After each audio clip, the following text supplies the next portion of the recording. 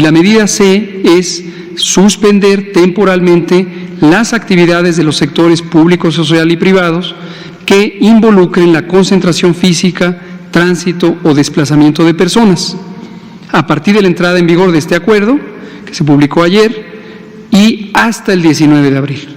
Entonces, esta medida no es exclusiva para personas en alto riesgo de complicarse, es para todas y todos, cualquier edad, cualquier condición de salud y desde luego embarazadas y no embarazadas.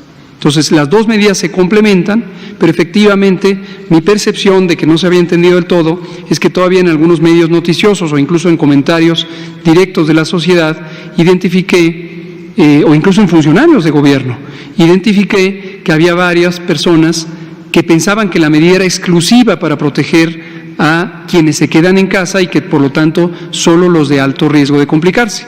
Es para todas las personas, excepto para mantener la operación y cumplir las funciones esenciales, las funciones críticas de las instituciones, las dependencias de gobierno, las organizaciones sociales, etcétera.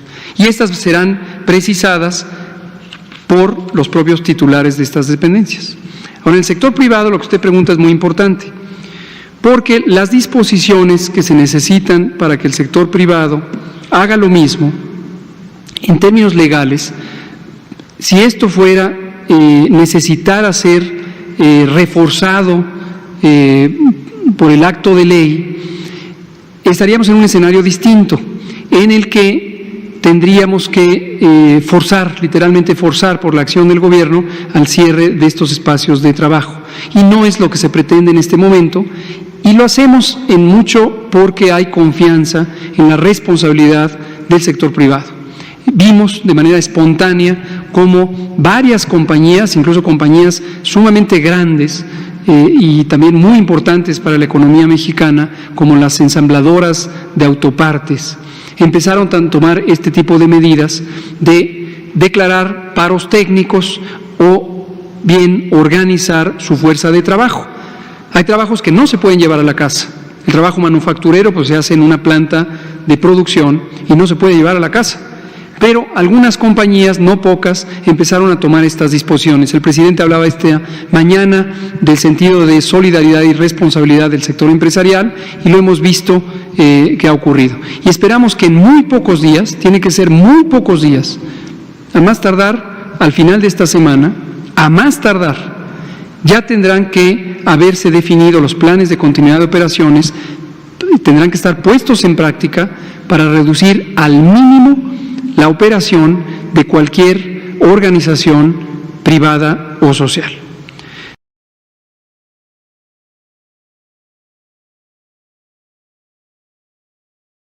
Ok, la postura federal, entonces, directamente del subsecretario de Prevención y Promoción de la Salud, se rescata de un par de enunciados que ahorita pudimos observar.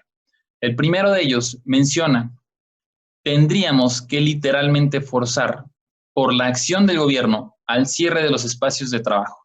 Y no es lo que se pretende en este momento, porque hay confianza en el sector privado.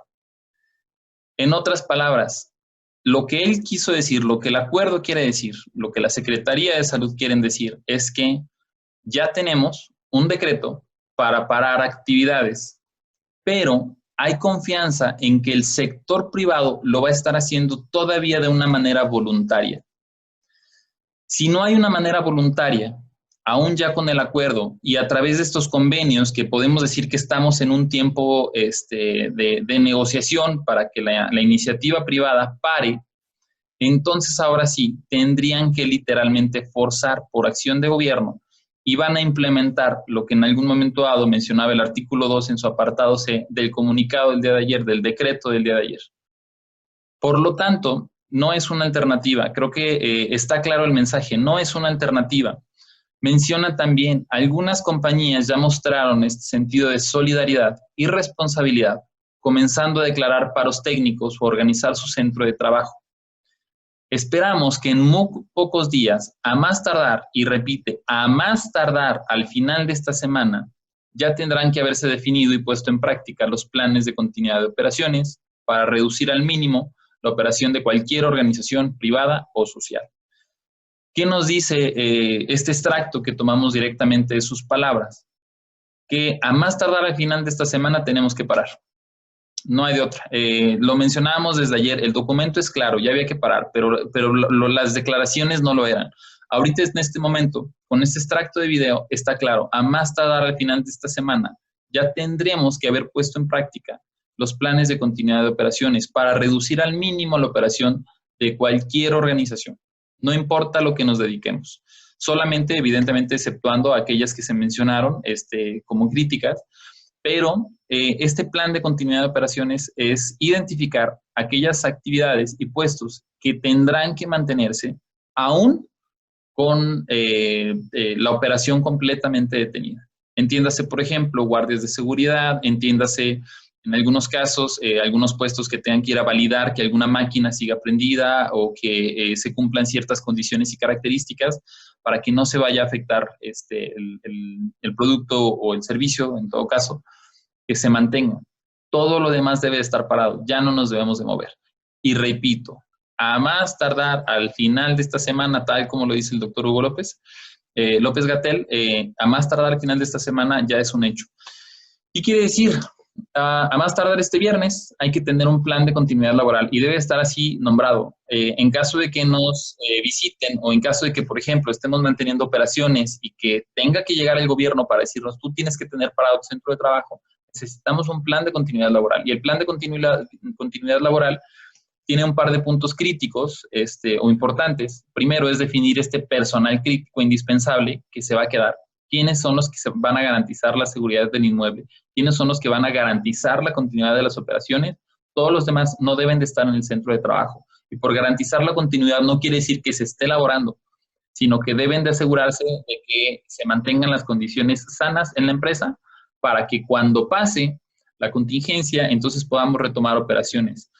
El plan también debe, no lo especifica directamente el documento, el decreto, pero debe definir la metodología de pago. Ahorita podemos estar dictaminando pagos al 100%, podemos tener pagos parciales o inclusive podríamos ya estar pagando el mínimo en este preciso momento, de acuerdo a lo que dice el decreto, reitero, artículo 2 en su fracción C, podríamos ya estar pagando el mínimo, de acuerdo al artículo 429 de la Ley Federal del Trabajo.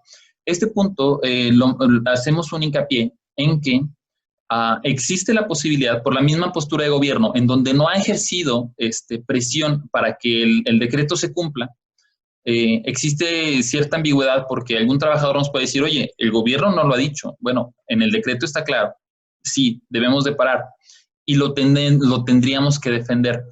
Desde nuestro punto particular de vista como empresa de consultoría, creemos que la intención del gobierno es tratar de que caigan las negociaciones, no necesariamente en este pago del mínimo. Si el gobierno en este preciso momento dictamina que se tiene que parar todas las actividades y que entra en vigor el artículo 429, si así lo dicen abiertamente, pues cualquier patrón tiene todo el derecho de decir vamos a pagar el mínimo.